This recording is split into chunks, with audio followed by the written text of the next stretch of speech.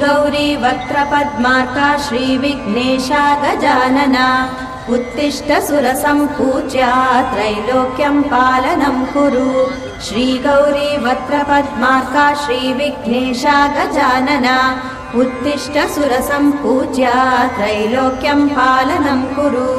उत्तिष्ठोत्तिष्ठ हेरम्बा उत्तिष्ठ गणनायका उत्तिष्ठ करुणापूर्णा भक्तानां भाग्यदायका। उत्तिष्ठोत्तिष्ठ हेरम्बा उत्तिष्ठ गणनायका उत्तिष्ठ करुणापूर्णा भक्तानां भाग्यदायका।